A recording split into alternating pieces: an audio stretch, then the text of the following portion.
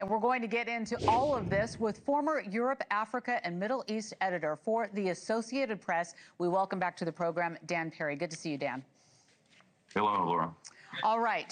So as we unpack what has happened in the last 48 hours and looking ahead to tomorrow, we do want to remind viewers what happened the last time that President Zelensky visited the White House in February. Let's take a listen. Right now, not in a very good position.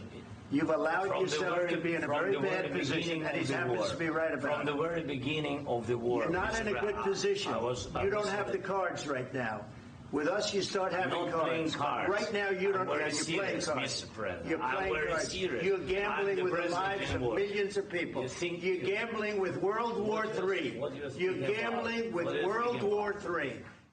Okay, so the pair seem to have cooled off, as seen there at, we saw it happen at Pope Francis's funeral in April. So a lot has happened since then. Can we expect less tension at the Oval Office this time around? Now we're taking a look at the Pope's funeral, and we remember seeing that, and we weren't sure what was going to happen. So what do you think is on deck for tomorrow?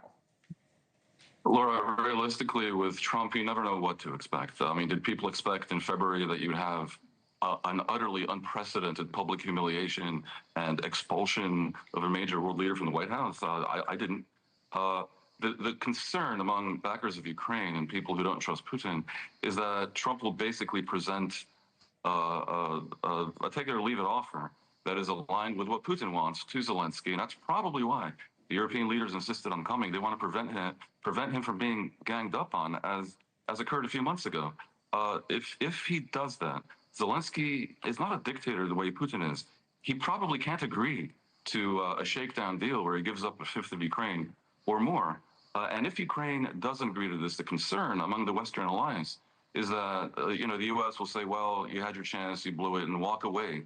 I'm just wondering, what do you think? Do you think that we're going to see kind of that public showdown that we saw? I mean, are cameras going to be allowed at this meeting, or do you think that they'll come out afterwards? Do you think it'll be handled differently this time around? I doubt that Trump wants it to go the same way again. I think that previous occasion was choreographed to yield just what happened because Trump wants to pressure Ukraine into giving up a fifth of its territory. That much is clear. I suspect that they'll try to do a deal behind closed doors this time around.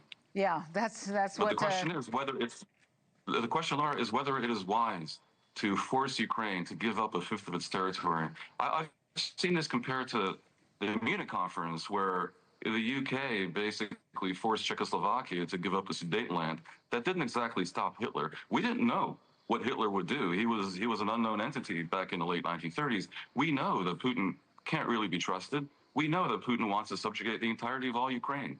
So this is a real moment of trepidation where there are fears that the U.S. would walk away from this. And if that happens, even if the U.S. continues to sell arms to NATO that are given to Ukraine, as per the deal with the NATO Secretary General last month, that will embolden Putin for sure. It is very, very unfortunate that Trump agreed to no longer demand a ceasefire and that he instead going for the full peace treaty, which is not going to be easy to achieve without a Ukrainian surrender.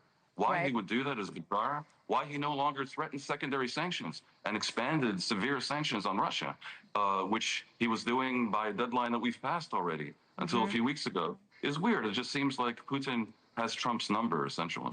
You know, a lot of people have brought up some of those points. We've been hearing it on both sides of the aisle. But really quick, I want to ask you, as we take a look at the support for the war among Ukrainians, seems to be dropping, because back in 2023, more than half said that they should fight until they win. End of discussion. Now that number is down to less than 25%.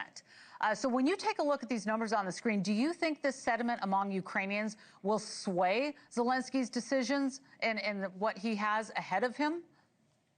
Clearly. I mean, Ukraine is basically a democracy, and it can't ignore public opinion. And we can expect elections at some point in the not too distant future in Ukraine. And who knows, a deal may be put to a referendum. I have to think that despite the warnings that history offers against rewarding aggression and ceding land to a clearly expansionist authoritarian, probably some sort of deal is doable over part of the Donbass. The challenge, of course, is that Putin thinks he's in a position of power. And so if reports be believed, in Friday's meeting with Trump, Putin insisted that Ukraine cede even more land than Russia's actually occupied during the war. He wants all of Luhansk and all of Donetsk and 2 other provinces to create a land bridge to Crimea. This is very difficult for Ukraine. And even if they agree, and even if the people of Ukraine are tired of the war, for the Europeans, this is going to create tremendous fear that Russia, thus emboldened, its aggression thus rewarded, is going to go after other countries. So I think in the offing, even if some version of this land deal is done, what has to balance it is continued sanctions on Russia, which Trump doesn't seem likely to do, a fast track for EU membership for Ukraine, and significant security guarantees for Ukraine that are equivalent to NATO membership, even if that part is not formalized. Listen, I mean, we never know what to expect with all of this, and especially with what happens in the Oval. We'll see tomorrow, and we'll follow it along with you. Dan Perry, former Europe, Africa, and Middle East editor for the Associated Press. Always great to have your perspective on the program. Thank you.